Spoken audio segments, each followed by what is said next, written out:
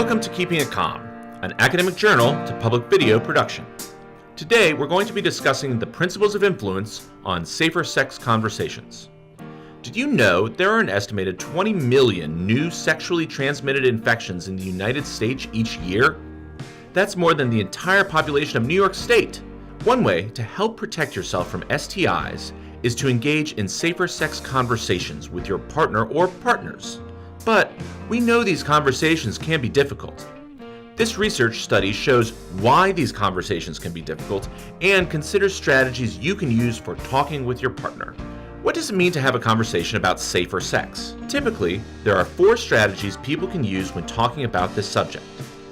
First, you can ask your partner about their sexual history. Second, you can offer to share your own sexual history to prompt discussion. Third, you can directly ask your partner about their STI status. And finally, you can ask about the last time they were tested for STIs. Each of these strategies have been shown to encourage safer sex behaviors, like condom use. But we know there are some barriers working against you in starting the conversation with your partner.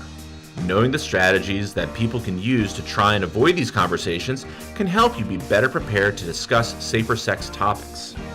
Robert Cialdini claims there are 6 key principles or weapons of influence that people can use to try and persuade others.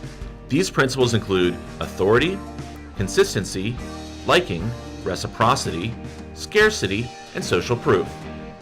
The researchers in this study were interested to find out if certain principles were more likely to be used during safer sex conversations, and if these principles were used more often in casual relationships versus committed. Scarcity, or the window of opportunity to have the conversation, was most relevant for casual relationships.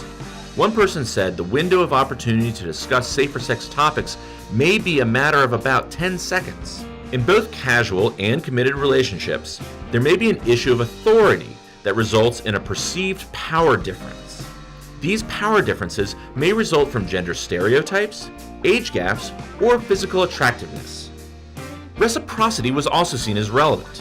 Reciprocity can be summed up by the phrase, "If you scratch my back, I'll scratch yours." So when one person shares their sexual history, we generally feel obligated to share ours too.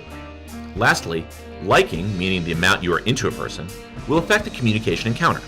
In other words, the more you like someone, the more likely you are to just go with the flow and not bring up safer sex topics unless they do. So where does this leave us? We know that time, power dynamics, mutuality, and affinity have a profound effect on whether or not these discussions occur. For people who wish to engage in safer sex conversations and practices, knowing these things can help you be better prepared to talk with your partner. Thank you to the contributors of this research, Dr. Tobias Reynolds-Tylus, Dr. Anna Rinaldi-Miles, and Dr. Brian Quick. Keeping It Calm supports communication researchers and the goal of providing you with important public content.